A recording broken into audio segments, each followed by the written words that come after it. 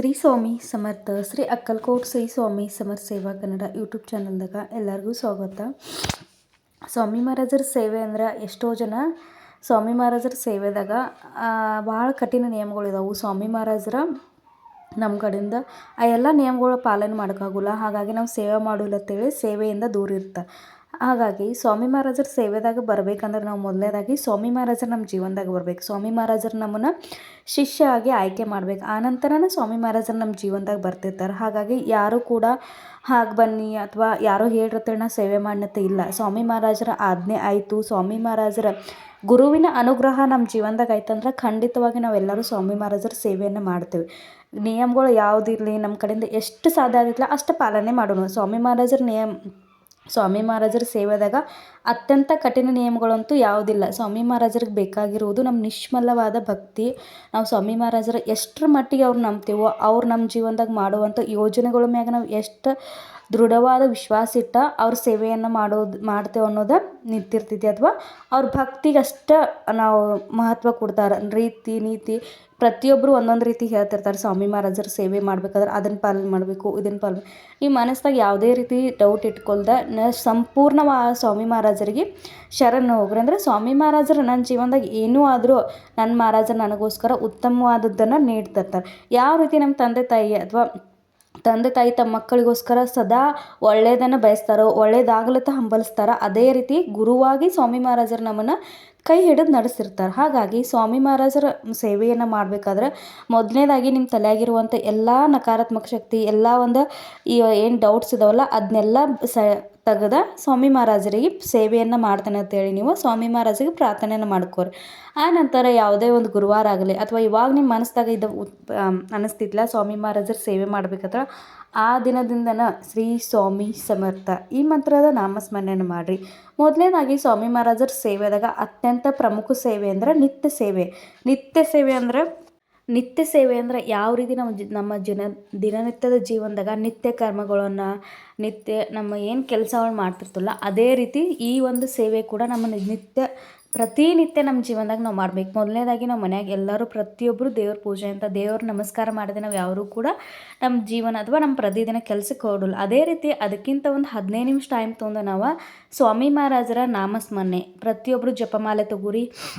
ಆ ಜಪಮಾಲೆಯನ್ನು ಬೇರೆ ಯಾರಿಗೂ ಕೊಡೋಂಗಿಲ್ಲ. ಮನೆಯವ್ರು ಹೊರಗೆ ಅಂದ್ರೆ ನಮ್ಮ ಮನೆಯಾಗಿರುವಂಥ ಸದಸ್ಯರು ಮಾತ್ರ ಯೂಸ್ ಮಾಡ್ಬೋದು. ಬೇರೆದವರಿಗೆ ಅದು ಹೊರಗಿನವರಿಗೆ ಆ ಜಪಮಾಲೆಯನ್ನು ಕೊಡೋಂಗಿಲ್ಲ. ಜಪಮಾಲೆಯನ್ನು ಯಾರಿಗೂ ಕಾಣದಂಗೆ ಇಡಬಾರ್ದು. ಅದನ್ನು ಒಂದು ಡಬ್ಬಿ ಅಥವಾ ಒಂದು ಚೀಲದಾಗ ಜಪಮಾಲೆಗಳ ಒಂದು ಬ್ಯಾಗ್ ಸಿಗ್ತಾವೆ ಅದ್ರೊಳಗೆ ಕೂಡ ನೀವು ಹಾಕಿಡ್ಬೋದು. ಆ ನಂತರ ಸ್ವಾಮಿ ಚರಿತ್ರೆ ಸಾರಾಮೃತ, ಅದ್ರ ಜೊತೆಗೆ ನಿತ್ಯ ಸೇವೆ ಗ್ರಂಥ ಇವೆಲ್ಲ ಎಲ್ಲಿ ಸಿಗ್ತಾವಂದ್ರೆ ಸ್ವಾಮಿ ಕೇಂದ್ರ, ಎಲ್ಲಿ ದತ್ತ ಮಂದಿರ ಇರ್ತೈತಿ, ನರಸಿಂಹವಾಡಿ ಆಗಲಿ, ಸ್ವಾಮಿ ಮಹಾರಾಜರ ಕೇಂದ್ರ ಆಗಲಿ, ಸ್ವಾಮಿ ಮಹಾರಾಜರ ಮಠ ಆಗಲಿ, ಇವೆಲ್ಲ ಕಡೆ ಸಿಗ್ತಾವೆ. ಇವೆಲ್ಲ ಕಡೆ ನಿಮ್ಗೆ ಅವೈಲೇಬಲ್ ಇಲ್ಲ ಅಂದರೂ ಕೂಡ ಆನ್ಲೈನ್ದಾಗ ಸ್ವಾಮಿ ಚರಿತ್ರೆ ಸಾರಾಮೃತ ಈ ವಿಡಿಯೋ ಕೆಳಗೆ ಡಿಸ್ಕ್ರಿಪ್ಷನ್ದಾಗ ನಾ ಲಿಂಕ್ ಹಾಕಿರ್ತೇನೋ ಅಲ್ಲಿಂದ ತರಿಸ್ಕೊರಿ. ಇದ್ರ ರೇಟ್ ಭಾಳ ಆದ್ರೆ 57 ರೂಪಾಯಿ 54 ರೂಪಾಯಿ ಅಷ್ಟೇ ಐತಿ.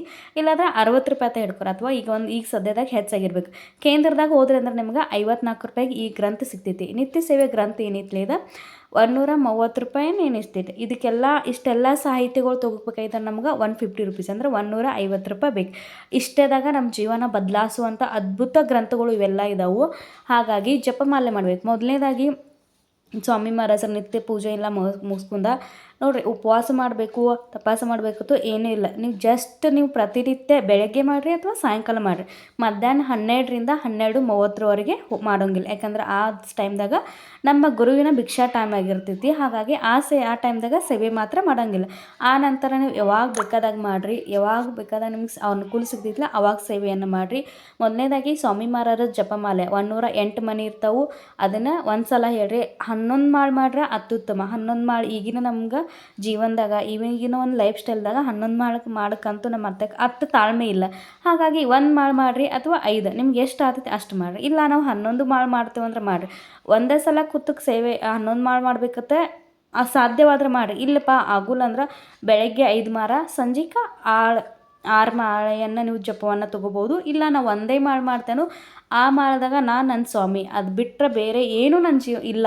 ನನ್ನ ಕೆಲಸ ಐತಿ, ನನ್ನ ಮನ್ಯಾಗ ಅದು ಮಾಡೋದೈತಿ ಏನಿಲ್ಲ. ನಾನು ಸ್ವಾಮಿ ಮಹಾರಾಜರ ಮುಂದೆ ಕೂತು ಸೇವೆ ಮಾಡ್ಕೋದ್ರೆ ಸ್ವಾಮಿ ಮಹಾರಾಜರು ನನ್ನ ಸೇವೆದ ಏನು ಲೆಕ್ಕ ತಕ್ಕೋದಾರ. ಯಾವಾಗ 1 ಲಕ್ಷ ಪೂರ್ಣ ನಮ್ಮ ಜಪ ಆತವಲ್ಲ, ಅಸಾಧ್ಯವಾದ ಕೆಲಸ ಕೂಡ ಸ್ವಾಮಿ ಮಹಾರಾಜರು ಸಾಧ್ಯವಾಗ್ತಾರೋ. ಇದು ಎಷ್ಟೋ ಜನರಿಗೆ ಅನುಭವ ಬಂದೈತಿ. ಆ ನಂತರ ಪ್ರತಿನಿತ್ಯ 3 ಅಧ್ಯಾಯ ಓದ್ಬೇಕು. ಇವತ್ತು ನಾ 1, 2, 3 ಓದ್ನಿ ಅಂದ್ರೆ ನಾಳಿನ ದಿನ 4, 5, 6 ಇದೇ ರೀತಿ 21 ಅಧ್ಯಾಯ ಇದಾವೆ. ಅಧ್ಯಾಯ ಅತ್ಯಂತ ಇದಾವೆ, ಅತ್ಯಂತ ಅದ್ಭುತ ಇದಾವೆ. ಪ್ರತಿ ಸಲ ಓದಿದಾಗ ನಮಗೆ ಆ ಥರ ಅನುಭವ ಆಗ್ತೈತಿ, ಆ ಥರ ಒಂದು ಅಪ್ರಚಿತಿಯೇ ಬರ್ತಿರ್ತೈತಿ. ಅಂತರ 7 ದಿನಕ್ಕೆ ಈ ಅಧ್ಯಾಯ ಮುಗಿತಂದ್ರೆ ನೆಕ್ಸ್ಟ್ ಮತ್ತೆ ಪೈಲಾದಿಂದ ಸ್ಟಾರ್ಟ್ ಮಾಡೋದು. ಕೆಲವೊಂದು ಜನ ಕೇಳ್ತೀರಿ, ಅಕ್ಕ 7 ಅಧ್ಯಾಯಗಳು ಮುಗಿದವು ನೆಕ್ಸ್ಟ್ ಏನು ಮಾಡಿ ನೋಡ್ರಿ. ಪ್ರತಿನಿತ್ಯ ನಿತ್ಯ ಸೇವೆ ಮಾಡೋದಿತ್ತು ನಮಗೆ. 7 ದಿನ ಮಾಡಿ ಬಿಡೋಂಗಿಲ್ಲ. ಯಾವಾಗ ನಾವು ಸೇವೆದಾಗ ಬಂದು ನಮ್ಮ ಉಸಿರಿರೋ ತನಕ ನಮ್ಗೆ ಸೇವೆಯನ್ನು ಮಾಡೋದೈತಿ.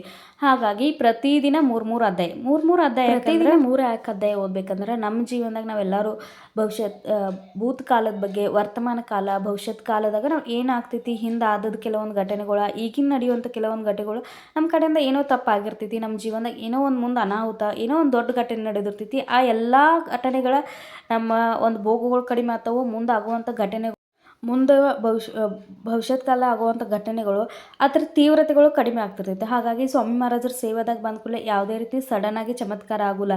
ಯಾವಾಗ ನಾವು ಸಂಪೂರ್ಣವಾಗಿ ಸೇವೆದಿಂದನೇ ನಾವು ಸ್ವಾಮಿ ಮಹಾರಾಜರನ್ನು ನಮ್ಮ ಅನುಗ್ರಹಕ್ಕೆ ಅವರು ಶರಣ ಹೋಗೋದೈತಿ, ಅವ್ರ ಹತ್ತಿರ ಹೋಗೋದೈತಿ. ಹಾಗಾಗಿ ಇಷ್ಟು ಮಾಡೋದೈತಿ. ಇದ್ರ ಜೊತೆಗೆ ನೀವು ಇನ್ನೊಂದು ಅತ್ಯಂತ ಸರಳ ಸೇವೆ ಅಂದ್ರೆ ತಾರಕ ಮಂತ್ರ ಅತ್ಯಂತ ಪ್ರಭಾವಿ ಸೇವೆ ಐತಿ.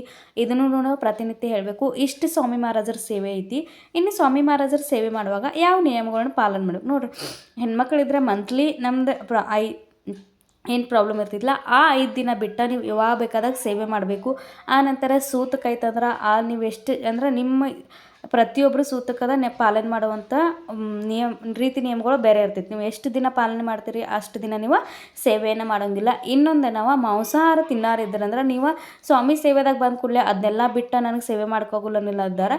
ಯಾವ ದಿನ ನೀವು ಮಾಂಸಾಹಾರ ಅಥವಾ ನಾನ್ ವೆಜ್ ಊಟ ಮಾಡ್ತಿರಲ್ಲ ಆ ದಿನ ಸೇವೆ ಮಾಡೋಂಗಿಲ್ಲ. ಅದರ ನಂತರ ಮರುದಿನ ತಲೆ ಮ್ಯಾಗ ತಲೆ ಸ್ನಾನ ಮಾಡ್ಕೊಂಡು ನೀವು ಸೇವೆಯನ್ನು ಮಾಡಬೇಕು. ನಾವು ಮಾಂಸಾಹಾರ ಮಾಡ್ತೇನೆ ಅಂತೇಳಿ ನೀವು ಸೇವೆಯನ್ನು ಬಿಡಬೇಡ್ರಿ. ಸೇವೆಯನ್ನು ಮಾಡಿ ಕ್ರಮೇಣವಾಗಿ ಸ್ವಾಮಿ ಮಹಾರಾಜರ ಅದರ ಪ್ರಮಾಣ ಕಡಿಮೆ ಮಾಡ್ತಾರೆ. ಎಲ್ಲ ಸ್ವಾಮಿ ಮಹಾರಾಜರಿಗೆ ನಮ್ಮ ತಪ್ಪು ಒಪ್ಪು ನಮ್ಮ ಭಕ್ತಿ ಎಲ್ಲ ಸ್ವಾಮಿ ಮಹಾರಾಜ ಚರಣಕ್ಕೆ ಸಮರ್ಪಣೆ ಮಾಡಿ ನಮ್ಗೆ ಸೇವೆಯನ್ನು ಮಾಡೋದೈತಿ. ಈ ಸೇವೆಯನ್ನು ಖಂಡಿತವಾಗಿ ಮಾಡಿ ನೋಡ್ರಿ. ನಿಮ್ಗೆಲ್ಲರಿಗೂ ಸ್ವಾಮಿ ಮಹಾರಾಜರು ಒಳ್ಳೇದು ಮಾಡ್ತಾರೋ. ನಾವು ಸೇವೆದಾಗ ಬಂದ ಕೂಡಲೇ 2 ತಿಂಗಳಿಗೆ 1 ತಿಂಗಳಿಗೆ ಯಾವುದೇ ರೀತಿ ಅಪೇಕ್ಷೆ ಇಟ್ಕೊಳ್ಳದೆ ಸೇವೆಯನ್ನು ಮಾಡಿರಿ. ಖಂಡಿತವಾಗಿ ಸ್ವಾಮಿ ಮಹಾರಾಜರ ನೀವು ಊಹಿಸೋದಲ್ಲ, ನಮ್ಮ ಹಣೆ ಬರದಾಗ ಇಲ್ಲದ ಕಟ್ಟು ಸ್ವಾಮಿ ಮಹಾರಾಜರು ನೀಡ್ತಿರ್ತಾರೆ. ಆದರೆ ಅದನ್ನು ಪಡೆಯುವಂಥ ಒಂದು ತಾಳ್ಮೆ ಆಗಲಿ, ಸ್ವಾಮಿ ಮಹಾರಾಜರ ಮ್ಯಾಗೆ ನಾವು ಪೂರ್ಣ ವಿಶ್ವಾಸ ಇಟ್ಟು ಅಂದ್ರೆ ನಮ್ಮ ಜೀವನ ಖಂಡಿತವಾಗಿ ಬದಲಾಗ್ತೈತಿ. ನಾವು ಉತ್ತಮವಾಗಿ ಸುಂದರವಾಗಿ ನಮ್ಮ ಬದುಕನ್ನು ಸ್ವಾಮಿ ಮಹಾರಾಜರು ನಮ್ಗೆ ನಿರ್ಮಿಸಿ ಕೊಡ್ತಾರೋ. ಹಾಗಾಗಿ ಹೆಚ್ಚಿನ ಪ್ರಮಾಣದಾಗ ಸೇವೆಯನ್ನು ಮಾಡಿರಿ, ಸೇವೆಯನ್ನು ಪ್ರಸಾರ ಮಾಡಿ.